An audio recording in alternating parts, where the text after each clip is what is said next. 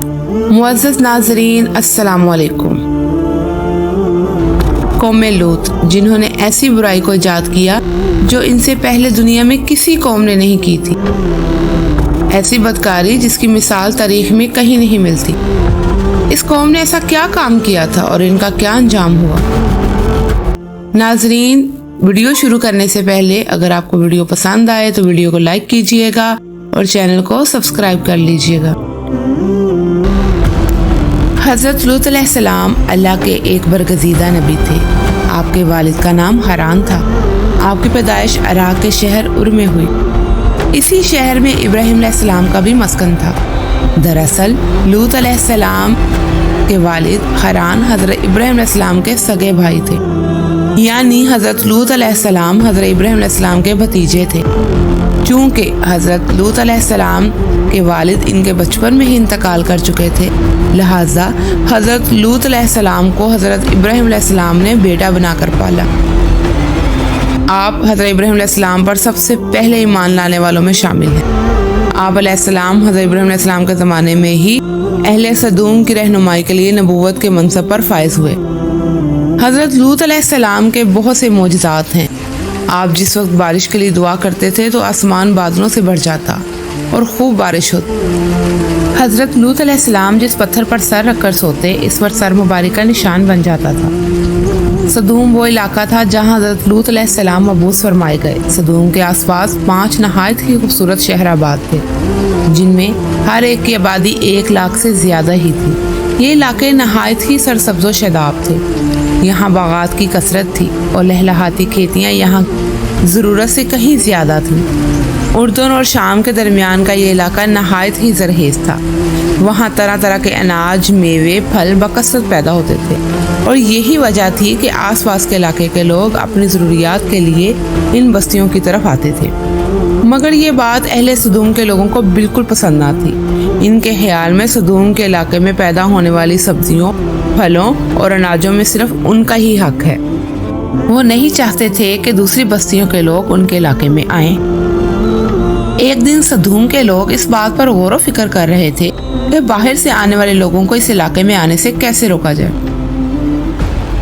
तो इस वक्त इब्लीस एक बुजुर्ग की शक्ल में इस महफिल में आ पहुंचा और कहने लगा कि अगर तुम लोग इसे पीछा छुड़वाना चाहते हो तो मेरे कहने पर अमल करो।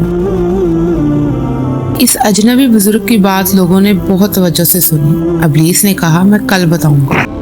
और अगले रोज इब्लीस वहाँ एक खूबसूरत औरत की सूरत में आया और इन लोगों को अपनी औरतों के बजाय मर्दों से फेलेबत करना सिखाया। इब्लीस ने कहा, अगर तुम इन लोगों से निजात चाहते हो जो तुम्हारी बस्तियों में आ जाते हैं, तो ऐसा करो कि जब भी तुम्हारी बस्ती में कुछ शख्स आए तो तुम लोग ज़बरदस्ती इसके साथ अपनी ख्वाहिश पूरी करो। इस तरह वो लोग इस बस्ती में आना छोड़ देंगे। अपनी नफसानी ख्वाहिशात के लिए मर्दों से बदफेली इस कौम का दस्तूर बन चुका था। यहाँ बेहयाई आम हो गई थी।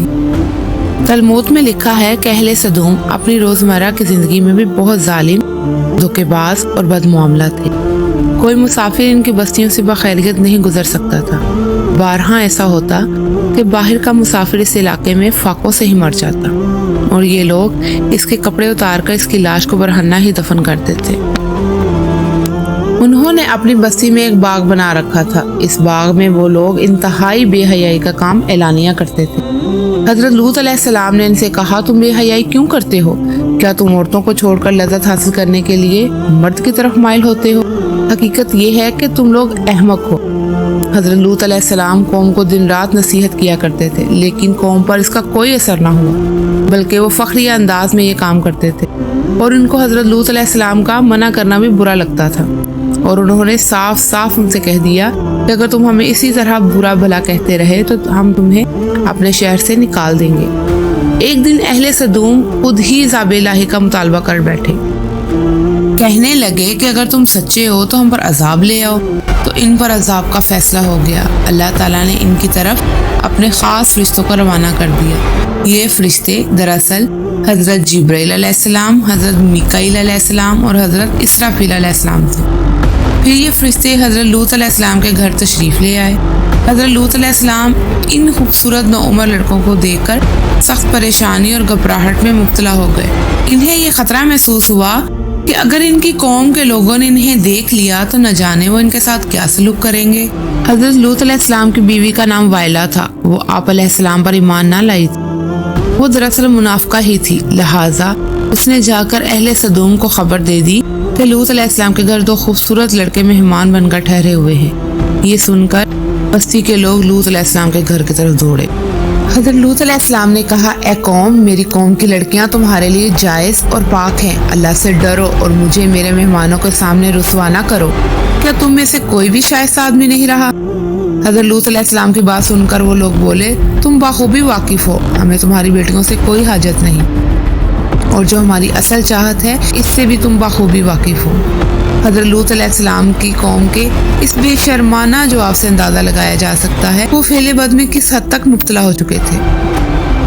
جب حضرت لوط علیہ السلام کی قوم ان کے گھر کی طرف دوڑتی ہوئی آئی تو حضرت لوط علیہ السلام نے گھر کے دروازے بند کر دیے اور ان نوجوانوں کے کمرے میں چھپا دیا۔ ان بدکار لوگوں نے آپ علیہ السلام کے گھر کا گھیراؤ کیا ہوا تھا۔ ان میں سے کچھ تو دیوار پر بھی چڑھنے کی کوشش کر رہے تھے۔ حضرت لوط علیہ السلام اپنے مہمانوں کی عزت کے خیال سے بہت گھبرائے ہوئے تھے۔ فرشتے یہ سب منظر دیکھ رہے تھے۔ جب انہوں نے حضرت لوط علیہ السلام کی پریشانی کا یہ منظر دیکھا تو حقیقت سے پردہ اٹھاتے ہوئے یوں فرمایا، اے لوط، ہم تمہارے رب کے بھیجے ہوئے فرشتے ہیں، یہ لوگ ہرگز تم تک نہ پہنچ سکیں گے، ابھی کچھ رات باقی ہے، تم اپنے گھر والوں کو لے کر چل دو اور تم میں سے کوئی شخص پیچھے مڑ کر نہ دیکھے۔ اہل سدوم حضرت لوط علیہ السلام کے گھر کا دروازہ توڑنے پر بضد تھے، لہٰذا حضرت جبرائیل علیہ السلام نے گھر کے باہر نکل کر اپنے پر کا ایک کونا انہیں مارا، جس سے ان کی آنکھوں کے ڈیلے باہر نکلا اور ان کی بصارت ضائع ہو گئی۔ یہ خاص عذاب ان لوگوں کو پہنچا جو حضرت لوط علیہ السلام کے پاس بدنیتی سے آئے ہوئے تھے۔ حضرت لوط علیہ السلام حقیقت حال جان کر مطمئن ہو گئے اور اپنے گھر والوں کے ساتھ رات کو ہی روانہ ہو گئے۔ بیوی بھی ان کے ساتھ تھی، لیکن کچھ دور جا کر وہ واپسی اپنی قوم کی طرف پلٹ گئی اور قوم کے ساتھ ہی جہنم رسید بھی ہو گئی۔ صبح کا آغاز ہوا تو حضرت جبرائیل علیہ السلام نے اللہ کے حکم سے بستی کو اپنے پر سے اکھاڑ دیا اور پھر اپنے بازو پر رکھ کر آسمان پر چڑھ گئے، یہاں تک کہ آسمان والوں نے بھی بستی کے کتوں اور مرغوں کی آوازیں سنی۔ پھر حضرت جبرائیل علیہ السلام نے بستی کو زمین پر دے مارا۔ اس کے بعد ان پر پتھروں کی بارش شروع ہوئی۔ ہر پتھر پر مرنے والے کا نام لکھا ہوا تھا۔ جب یہ پتھر ان کو لگتے تو سر پاش پاش ہو جاتے۔ صبح سویرے شروع ہونے والا یہ عذاب اشراق تک پوری بستی کو نیست و نابود کر چکا تھا۔ اللہ نے قوم لوط کی ان خوبصورت بستیوں کو ایک نہایت ہی بدبودار اور سیاہ جھیل میں تبدیل کر دیا، جس کے پانی سے رہتی دنیا تک کوئی بھی فائدہ نہیں اٹھایا جا سکتا۔ سمندر کے اس خاص حصے میں کوئی جاندار، مچھلی، مینڈک وغیرہ زندہ نہیں رہ سکتے، اس لیے اسے ڈیڈ سی یعنی بحر مردار بھی کہا جاتا ہے، جو اسرائیل اور اردن کے درمیان واقع ہے۔ تحقیقات سے پتہ چلتا ہے کہ اس شہر میں زندگی بالکل ختم ہو چکی ہے۔ اس شہر کے راستے اور کھنڈرات کو دیکھ کر آرکیولوجسٹ نے یہ اندازہ لگایا ہے کہ جب یہ شہر تباہ ہوا تب لوگ وہاں روزمرہ کے کاموں میں مشغول تھے اور یہاں زندگی اچانک ختم ہو گئی۔ اہل سدوم جنہیں پتھر بنا دیا گیا تھا، ان کے بت ابھی تک بحر مردار کے پاس موجود ہیں، جو قیامت تک لوگوں کے لیے عبرت ہیں۔